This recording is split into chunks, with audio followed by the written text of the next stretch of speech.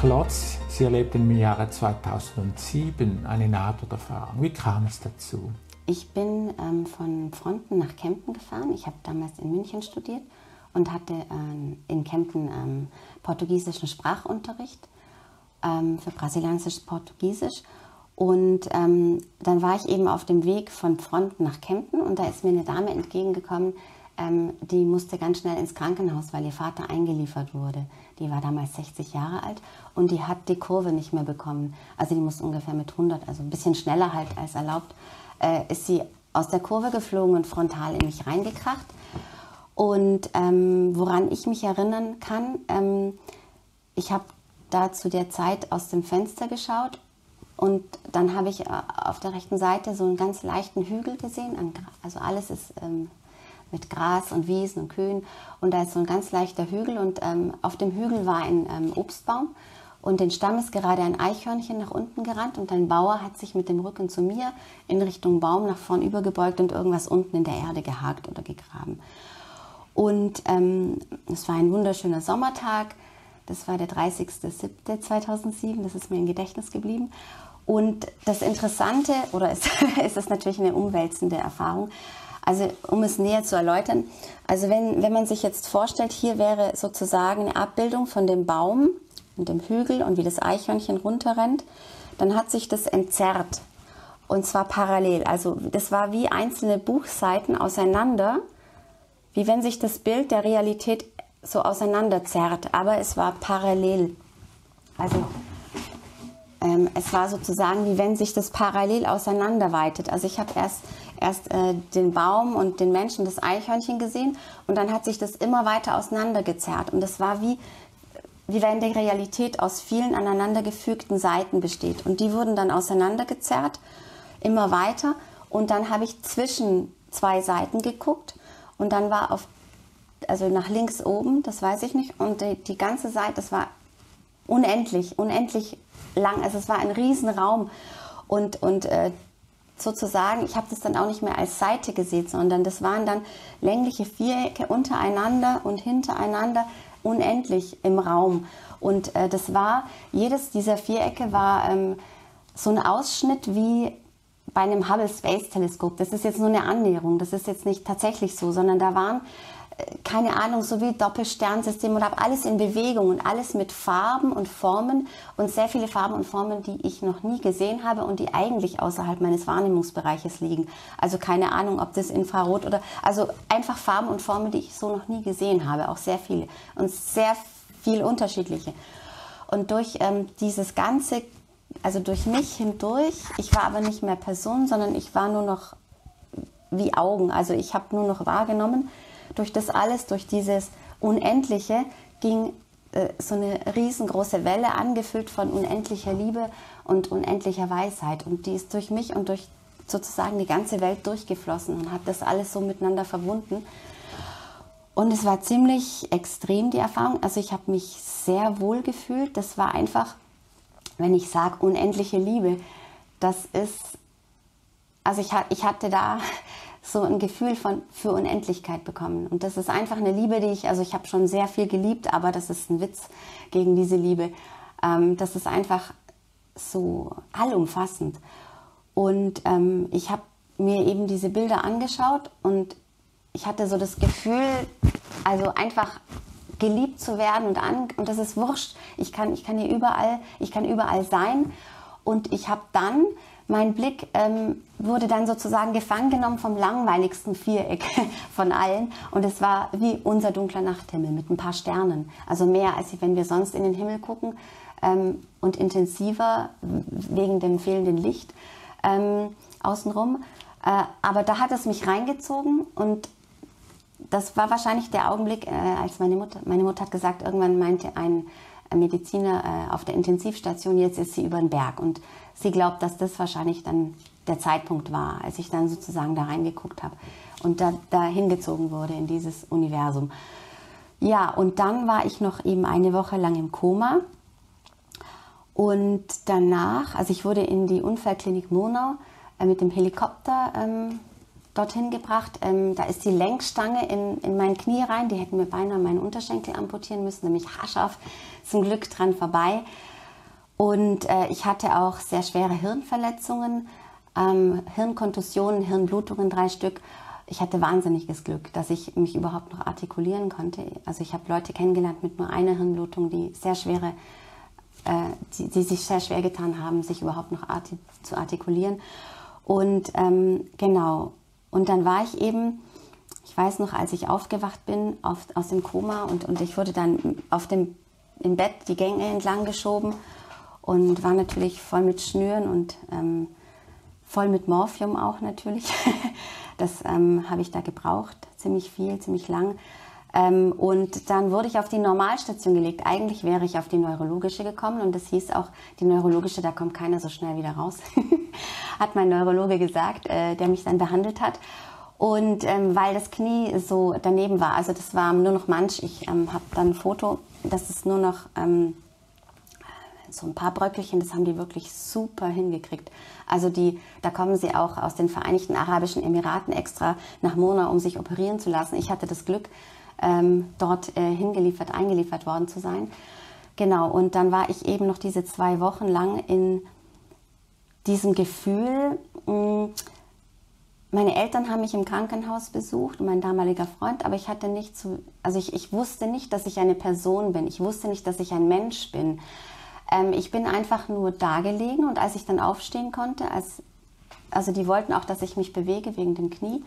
Und dann bin ich rausgegangen auf den Balkon, der sozusagen vor den Krankenzimmern ist so ein Balkon, der außen rum geht. Und dann habe ich mich so hingestellt auf den Balkon und bin da ewig lang gestanden und war glücklich und habe mich verbunden gefühlt mit der Sonne, mit dem Wald daneben, mit dem Blätterrauschen, die Tiere, die Pflanzen. Ich habe wirklich nicht ich gefühlt oder die Pflanze oder der Baum, sondern es war einfach ein Geborgensein in allem. Das war wunderschön. Und genau, ich weiß noch, dass sie mich ab und zu eingefangen haben. Es war dann so mit dem Morphium, weil wenn sie mir mehr gegeben haben, dann bin ich immer rumgerannt, weil ich nicht bei mir war, ich war ja nicht bei Sinnen.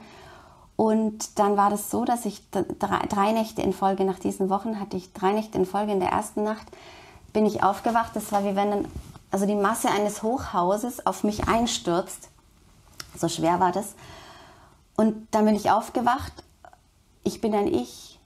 Ich unterscheide mich von anderen Ichs. Ich bin ein Lebewesen. Und es gibt Lebewesen, Tiere und Menschen. Und dann war das einfach so krass, dass ich separiert bin von allem. Also das ist sehr schwer, das irgendwie nachzuvollziehen, weil es sich eigentlich auf einer Gefühlsebene, also nicht auf einer intellektuellen, sondern auf der völligen Gefühlsebene vollzogen hat, wo ich mir vorstellen kann, dass Säuglinge sozusagen, wenn sie dann immer näher an die Gesellschaft herangetragen werden, vielleicht so ein Gefühl auch haben. Ich weiß es nicht. Aber auf jeden Fall in der zweiten Nacht war das dann bin ich aufgewacht und dann wusste ich eben, das war auch wieder so wie so ein Hochhaus, dass ich einfach von anderen unterschieden bin. Und dann hatte ich auch so ein bisschen Geschichte noch. Also ich hatte eine Amnesie auch, kann mich an viele Sachen nicht mehr erinnern. Und das war dann auch sehr extrem. Und da kamen dann auch so ein paar Kindheitserinnerungen und so. Und bei meine Eltern sind und dass die dann eben mich im Krankenhaus besuchen. So. Und dann in der 3. Nacht war das wieder so, bam! Und dann war so meine jetzige Vergangenheit. Ich schreibe gerade meine Magisterarbeit, ich bin auf Seite so und so viel, ich habe noch, ich weiß nicht, wie viele Wochen da ich noch Zeit hatte, nicht furchtbar viel. Ich muss mich jetzt beeilen, weil sonst kann ich meinen Magister nicht schreiben. Und ich habe einen Abgabetermin, zack, so. Und dann am folgenden Morgen kam dann eine Krankenschwester rein, das war wahrscheinlich eben eine Austauschschwester. Ich war so überschwänglich, ich war noch voll von dieser Liebe und habe dann zu ihr gesagt, ja, vielen Dank, was Sie und Ihre Kollegen und die Ärzte alles für mich tun. Ich möchte mich herzlich bei Ihnen bedanken. Dann hat sie mich so an der Stirn ins Bett zurückgedrückt und hat gesagt, du nichts sagen, nicht ganz richtig im Kopf. Und dann habe ich gedacht, wow. Und dann war ich erstmal geflasht, habe gedacht, boah, wenn die mit mir so umgehen, was machen die dann mit Behinderten oder Leuten, die kleine Kinder und so. Und dann habe ich sozusagen meine erste Lektion im Menschsein, also dass ich ein Mensch bin, dass ich mich unterscheide und ein Individuum bin. Ich habe dann eine Liste aufgesetzt mit den Büchern, die ich brauche, mit meinem Laptop und Sachen, die ich haben möchte, mit einer Uhrzeit. Dann habe ich geklingelt, das war ungefähr eine Stunde später, kam die Frau wieder rein, etwas genervt. Ja, was denn? Dann habe ich gesagt, so, hier ist die Liste, ich brauche die folgenden Bücher bis um 14 Uhr. Wir haben jetzt so und so viel Uhr und sag ich bitte, bringen Sie mir das ans Bett. Und dann war die auf einmal, ja, natürlich, ich helfe Ihnen, ja, oh, Sie sind wieder so. Und dann ist sie weg, Ärzte geholt und alles und dann neurologische Untersuchung. Da war auf einmal wieder sozusagen Menschlichkeit im Vordergrund.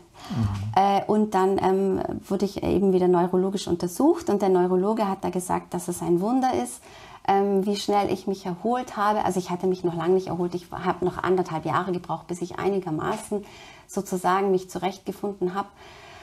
Und ich hatte aber auch das Glück, ich weiß nicht, wie viele Monate das war, aber es war schon länger, dass ich immer wieder dieses Gefühl der unendlichen Liebe und unendlichen Weisheit, und das hatte ich vornehmlich, und das hat meinen späteren Neuropsychologen, der mich da betreut hat, sehr verwundert, in der Münchner U-Bahn gehabt. Weil da auch so viel Leben ist. Ich weiß es auch nicht, keine Ahnung warum, aber da hatte ich das.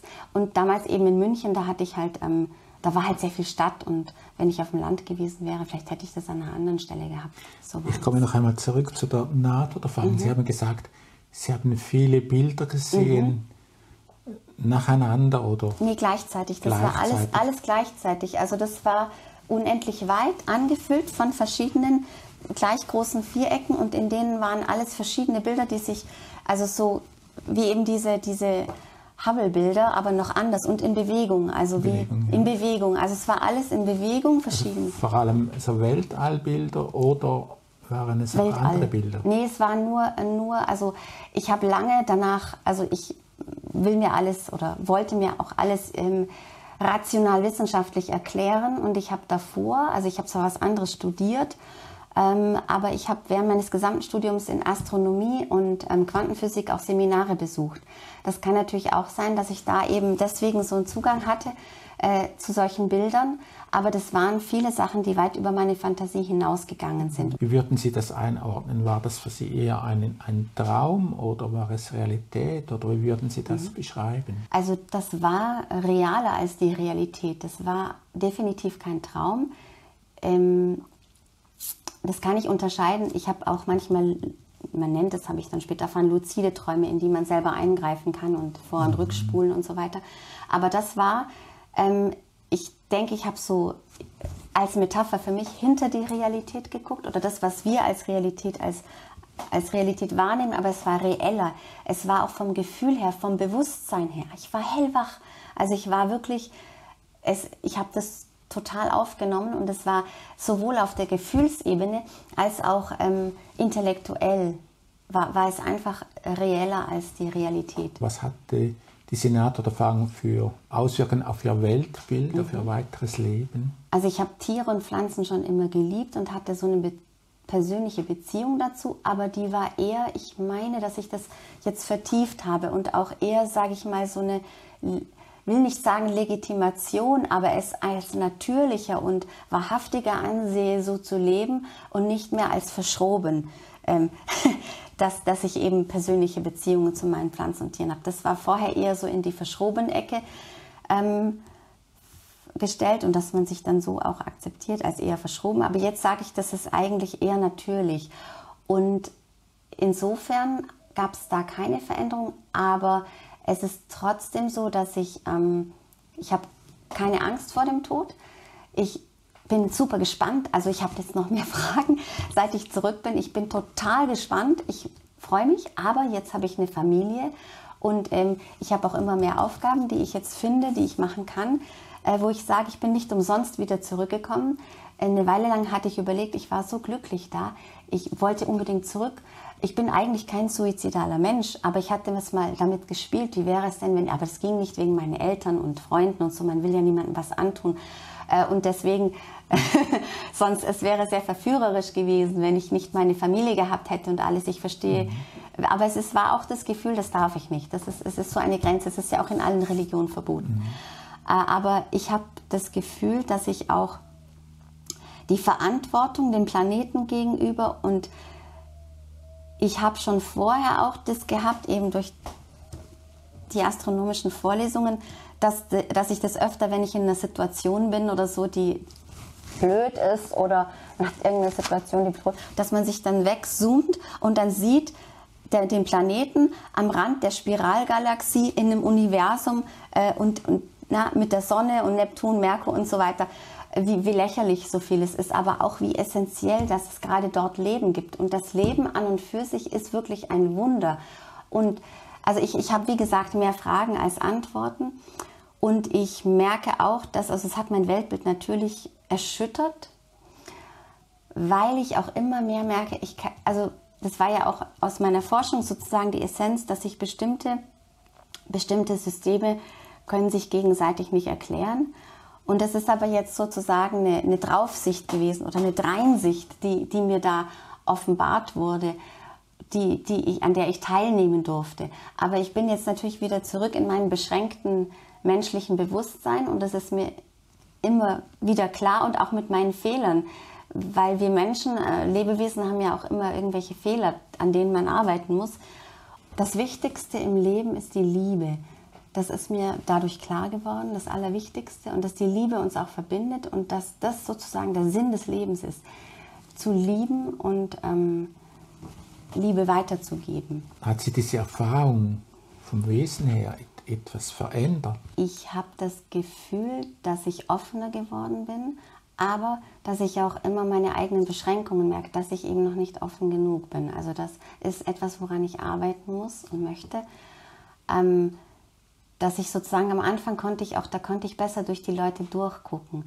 Das war dann auch ein bisschen erschreckend. Also ich bin dann immer mit dem Rollstuhl rumgesaust und war noch komplett eingeschränkt. Also es hat auch lange gedauert, bis ich gehen konnte wieder und so. Aber hier sagen wir mal, so ein emotionales Bewusstsein oder auch, lassen Sie es Intuition, oder ich habe die Leute angeschaut und ihnen in die Augen geschaut und wie sie sich bewegen und ob das sozusagen, also ich habe das jetzt nicht so analytisch, sondern ich habe das erfasst.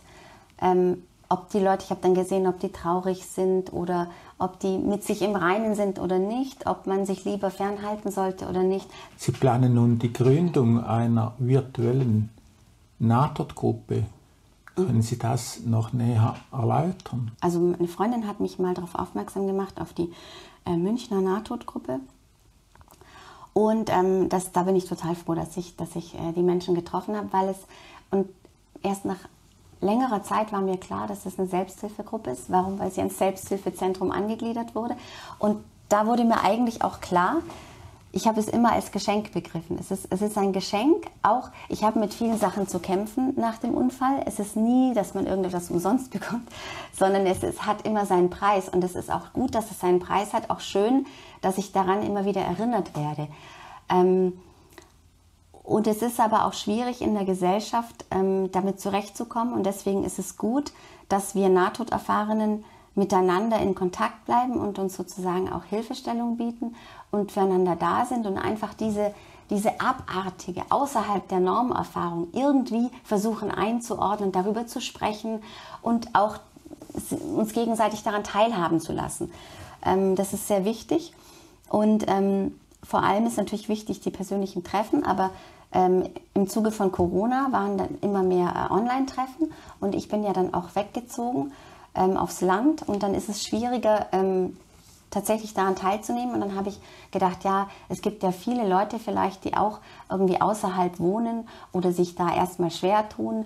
Und diese Gruppe ist aber nur für tatsächlich Nahtoderfahrene offen, weil es gibt, was ich gut finde, es gibt natürlich Leute, die auf der Suche sind und die habe ich dann auch.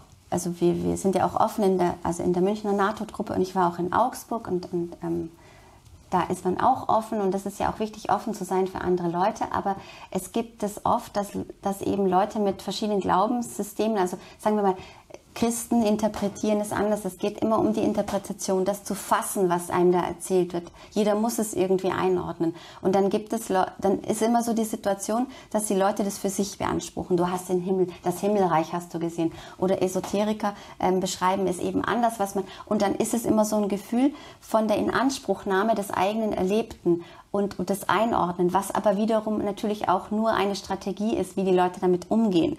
Ist ja jetzt auch kein Vorwurf, aber es soll ein geschützter Raum sein, in dem sich nur Nahtoderfahrene dann austauschen, und wie sich das dann weiterentwickelt.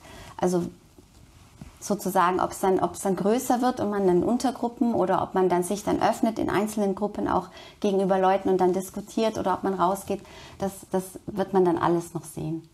Und das wird dann eben einmal im Monat stattfinden, ab September. Und am Anfang dachte ich, dass man das abwechselt online als Videokonferenz und einen Monat als Telefonkonferenz, dass ältere Leute, die mit dem Internet und mit dem Computer noch nicht so versiert sind, dass die sich da leichter tun. Da muss man dann nur eine Telefonnummer anrufen und einen Code eingeben und mit einer Taste bestätigen. Frau Klotz, herzlichen Dank für das Gespräch. Mhm.